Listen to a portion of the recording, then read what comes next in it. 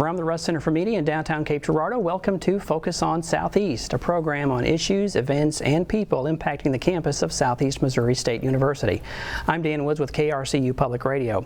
On today's program, we're going to be spending some time with SEMO's president, Dr. Vargas. Carlos Vargas. I said Carl, didn't I? Carlos Vargas. We'll be discussing SEMO's Sesquicentennial and much more. See, I was worried about saying Sesquicentennial. That's what got me. How are you? Fine. Thank you very much, Dan. It's good to see you. It's always good to see you. Okay, so Sesquicentennial, a big milestone coming up. Tell us about it. What's happening with it? Well, first of all, Sesquicentennial is a difficult word to pronounce. Many people have difficulties with that. So our 150th anniversary, it's since the university was first established, and we're excited about that. We really are. It's something that we want to celebrate. March 22nd of 2023 is going to be essentially our birthday, and we have a few activities planned for that particular day, starting at 11:30. We just want to take a little bit of time, a moment, and reflect on what this institution has done over its lifetime, which is 150 years.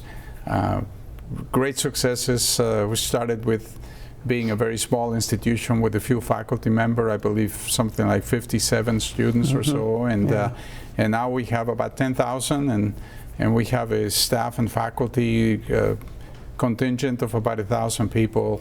So it's just really, really impressive. And our programming, our academic programs and activities that we have going on are just really impressive. So I'm excited to be the president at a time like this, and look forward to seeing what a lot of different activities that we're going to have to celebrate this particular year. And this event on March 22nd is, of course, open to the campus, but we're opening this to the community as well to be a part of this big celebration, right? Right. I mean, we're members of the community, so we want the community to feel that they are included in our celebration. And really, the meaning of this celebration is sort of resides on the impact and the meaning that we have for the community. That's where we measure our success.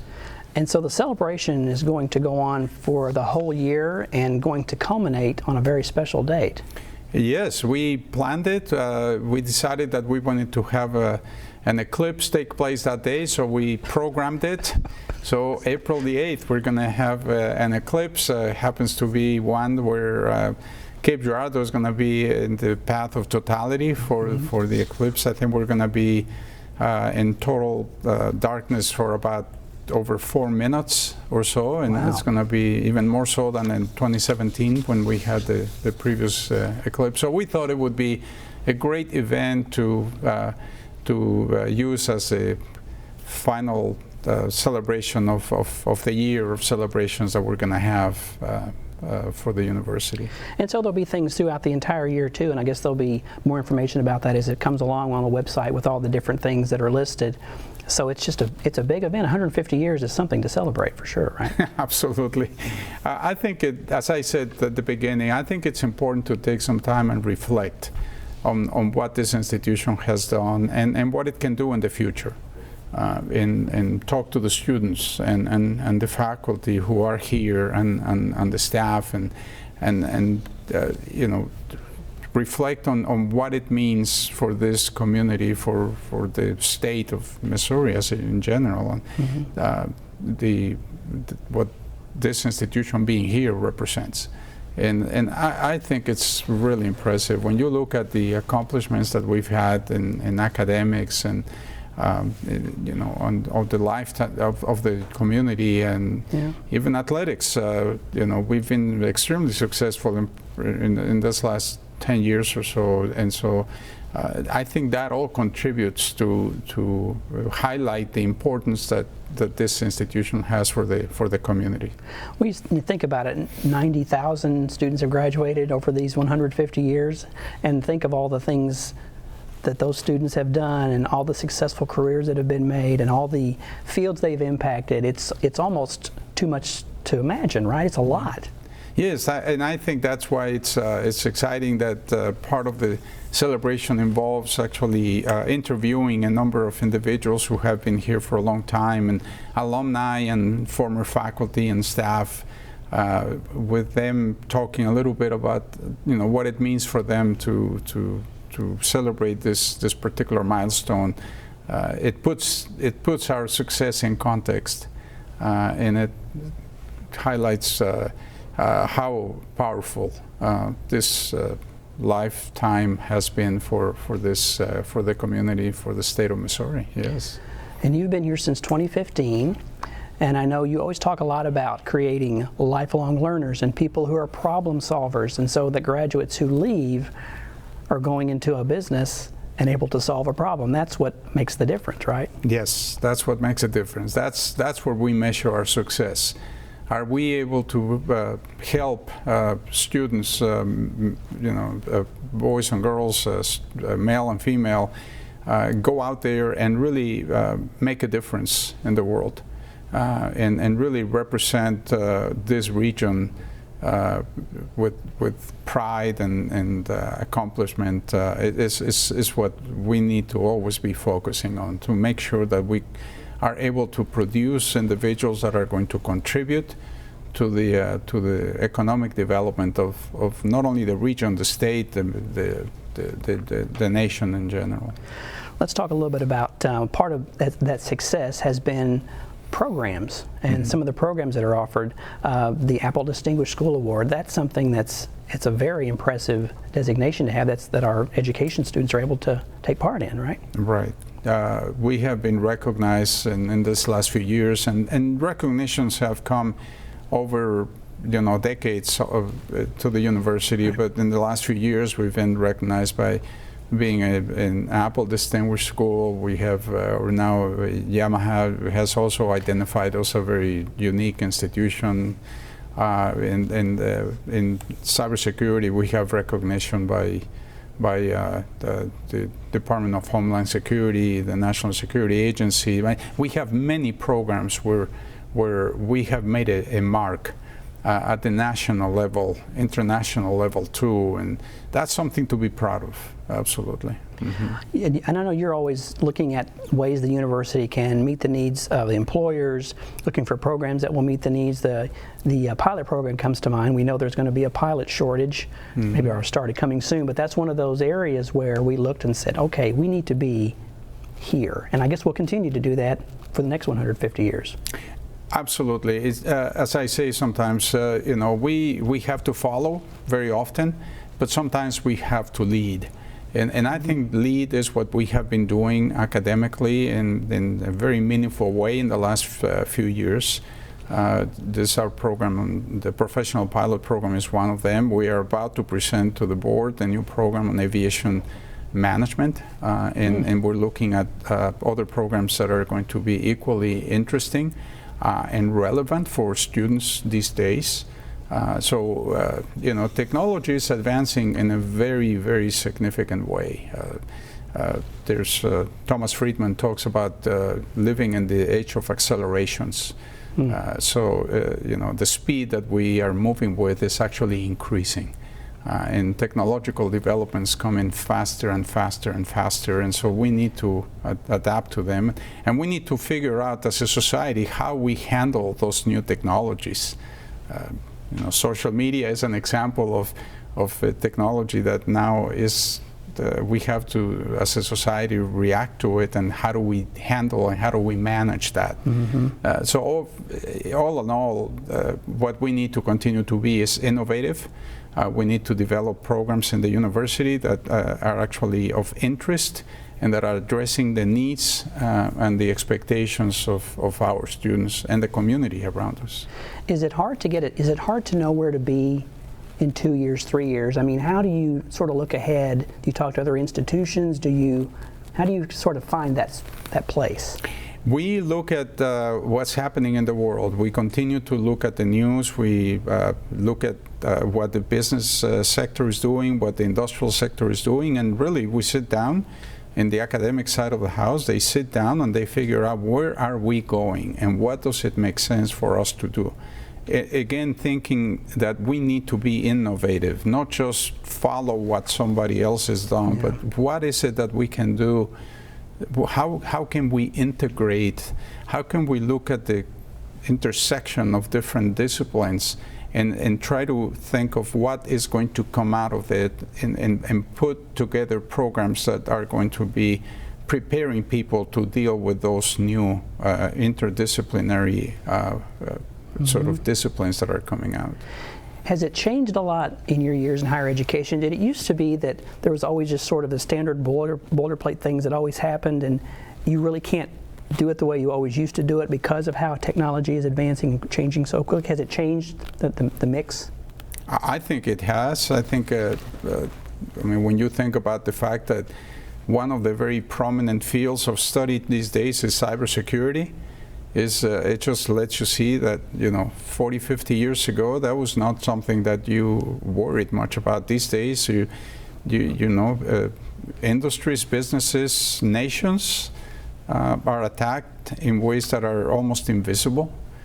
You can only realize that by electronic means. And so how do you prepare yourself? How do you put in place business processes that allow you to continue to operate and be successful in an environment that is actually very different now from the one that our ancestors were exposed to? A lot of change. A lot of change is going on, and we need to not only be reactive, but we need to be proactive. That's when I talk about being innovative as an institution. So our students we need to prepare students who understand the value of creating new ideas, creating new jobs. As I tell students, you need to create your own job. Don't just rely on somebody telling you this is what you're hired to do. You need to think about how you can improve. Always think about changing or improving what you're exposed to. That's what I think is important. And that is a habit that we as an institution need to help students develop. Okay. Why don't we take a break and we'll continue in just a moment. You're watching Focus on Southeast, and we will be right back.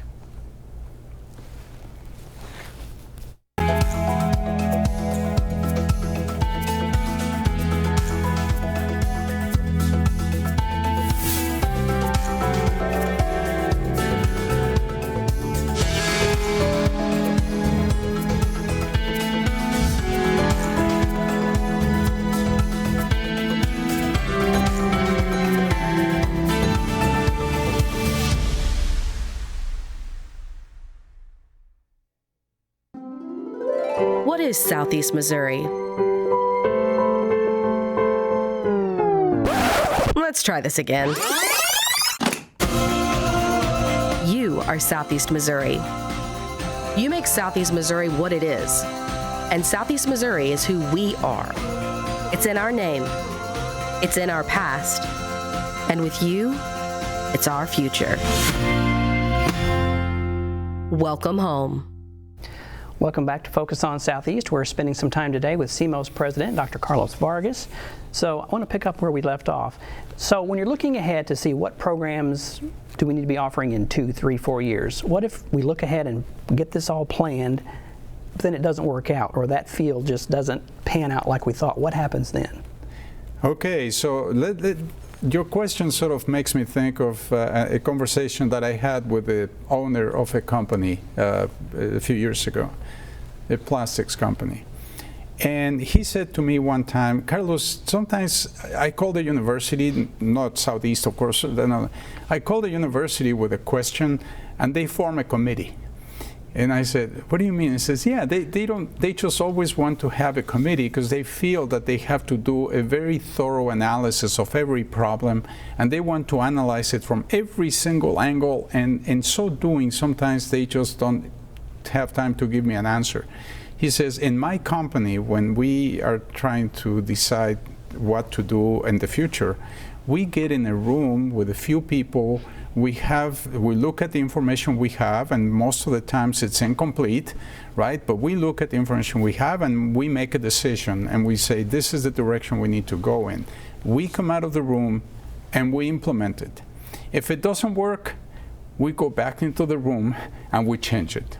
And so I thought that's very interesting.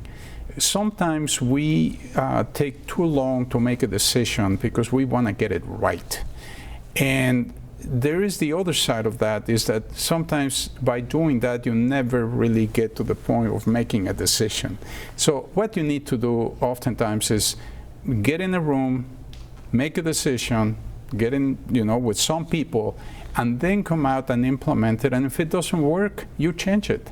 You adapt it, you refine it, you improve it. But we need to not just be sort of held without movement because we are doing too much assessment of what direction should we go in. So that's really what I think is the way to go. We need to we need to rely and trust our intuition. That's why we need to educate ourselves. We need to have education. We need to learn before we actually go out there and change things. But once we do that, we need to rely on that information and that knowledge we have, and then make a decision, predict what's going to happen, implement it, and if it doesn't work, then you change it. But don't we all have this fear of making a mistake? Absolutely. And does that hinder progress? Oh, absolutely. I think it does. That's why we spend so much time sometimes analyzing a problem over and over and over, because we're almost like afraid of making the wrong decision. Right. You just can't do that. So we need to move forward. And that fear, I think, is a real fear. I think it's in everybody's mind. Everybody, we all feel that way. And I talk about the fear of failure, and it happens in organizations. There's such thing as a CEO creating a fear of failure, and when you create a fear of failure in an organization, people don't become innovative because they're afraid of what can happen to them, to the job, if they make a mistake. You cannot do that. So there's actually, in the literature, in organizational literature, they talk about CEOs sometimes creating this fear of failure that makes the organization not move in an agile manner. And so that's something we need to always be mindful of. And I personally try to avoid creating fear of failure with the people that work with me. Is try some things, and if they don't work, we just change it. Right. And adapt. Yes. So let's talk about the university itself. There's so many things. We talk about pride and all the things that have been done. Think about the river campus. That comes to mind as we think about the Sesquicentennial. There used to be a river campus. That was one of those things that the region needed, and now we have it. It's just one of the many examples. Mm-hmm. Right? Yeah, and we need to continue to do that. One of the things that we have been placing a lot of effort into interest in recently is developing partnerships. I think it's becoming increasingly clear that the institution needs to connect with the community. And so we have, here in Cape, we have a number of partnerships that are very successful, and many of them have been in place for a long time. And we continue to come up with new partnerships. Most recently, we have our students taking classes in the event center that is adjacent to the casino. They have a beautiful commercial kitchen, and our students are going there, and I think we're offering 4 classes this semester in there, and they're benefiting from having the opportunity to work in a place like that. And so when they come out, when they graduate, they actually go out there and can take that learning that they did and their experience that they did and apply it in the job. So we always have to be figuring out a way to connect with the business sector, with the industrial sector, and the nonprofit sector, with every entity out there where we see our students benefiting from being exposed to it, so that it's not just a classroom experience. We need to have experiential learning opportunities for our students, and so that should always be part of it. We should not just rely on the classroom learning to produce our graduates. This makes me think of something else that we both attended. It was a Cape Chamber event where they talked about quality of life in southeast Missouri in the Cape Girardeau area, because the big discussion was keeping graduates here, involved in the community, involved in these jobs. And I know that's something you keyed in on, so that students that graduate stay here, take these talents and all these things they've learned, and it stays here in southeast Missouri. Yes, and you know, there is the other side of that is that students at that age, when they graduate, let's say traditional student, they're excited about seeing the world. They're excited about seeing different places and being in different locations. And so I don't think that our effort should be to prevent that from happening. I think what we need to do is make sure that these students, when they graduate, when they leave, they feel that they would like to come back, to leave in them this desire that, hey, that's a nice place for me to maybe eventually go back to. I mean, this region, southeast Missouri, I think is wonderful for families. I think there are plenty of opportunities in a very safe environment to come back here too. And so we should just make sure that the students know that there's an opportunity to come back. Now, of course, at the same time, we need to continue to be attractive to industries and businesses so that they locate themselves here, which are the ones that are going to be offering the jobs. You know, it's difficult to keep somebody here if you don't have the jobs available. So it's a little bit of a... Yeah, kind of both sides there, yeah. Yes, right. Let's talk a little about this, grow your own teacher. I know that's something that we talked to Dean Joe Pujols about this, that we're trying to keep these teachers here in some of these area schools, and where they have them, they're growing their own, to help the districts. Right. Because, as you said, southeast Missouri, and of course this is a large service area that the university serves. That's another way we're here in this region trying to help things grow. Sure, that's an example of jobs that are here, available here. Now, what we have observed is that to hire, say, a teacher from a location that is outside of this region, sometimes it's difficult because they didn't grow up here, they're not comfortable with this environment, and so they come here, they spend maybe a few years here, but then they're not quite comfortable because they're missing something perhaps from where they grew up. So that's why I think it's important to help grow your own teachers, meaning taking people who grew up here, who are comfortable in this environment, and then help them develop the expertise that allows them to get these jobs. I think that's the best case scenario. So we got about 4 minutes. So in these last few minutes, all this success, 150 years, what's next? 150 years more.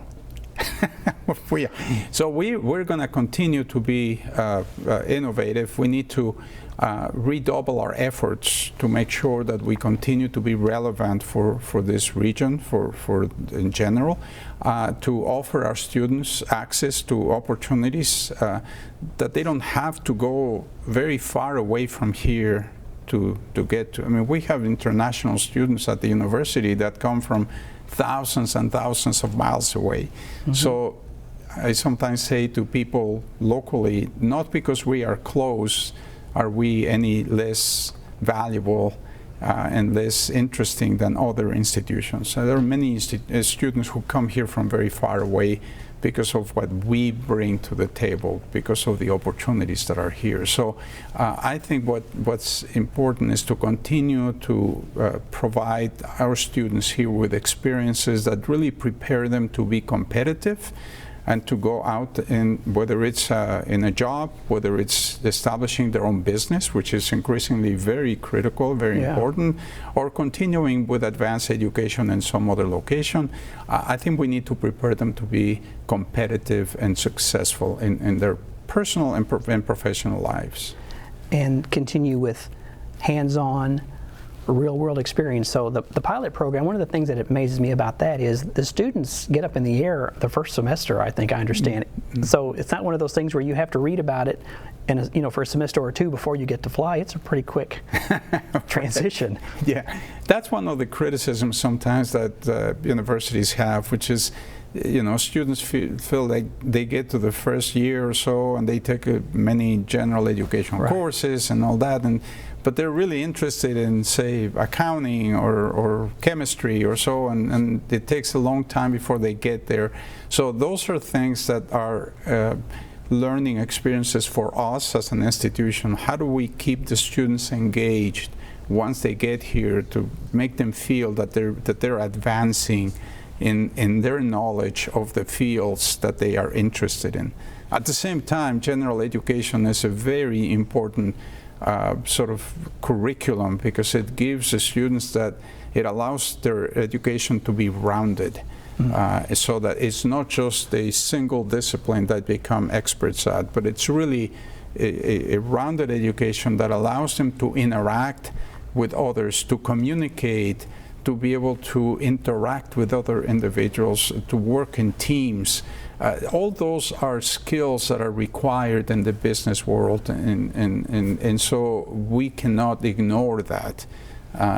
You need to make sure that you provide the students with experience and expertise in a discipline, but they need to be able to live in an environment where they need to show others their value in more than one way. Okay, we got 1 minute. So in 60 seconds, with the Sesquicentennial, the 150th, with all the celebrations and all the things that are going to happen, what do you want people to come away understanding better than they may right now about the university? I would like to see people increasingly understand the value that the university has for this region. Sometimes you take things for granted. And I'm hoping that by with this celebration of this 150th year, that people will again, I use the word reflect on what this university represents for this community. And sometimes you can do that by looking at what would this community be like if the university wasn't here. And I think that you start realizing then that you would be missing quite a bit. Quite a bit. So. Dr. Vargas, it's been good to talk with you. Thank you so much for being here today. Thank you, Manny. It's good to see you again here. Bye-bye. All right, Focus on Southeast is a collaboration of KRCU Public Radio and the Department of Mass Media at Southeast Missouri State University. Just a reminder that portions of these conversations will be broadcast on KRCU Public Radio and will also be available online at krcu.org and on the station's YouTube channel. From the Russ Center for Media, I'm Dan Woods. Thanks for watching. Be sure to tune in next time when we focus on Southeast.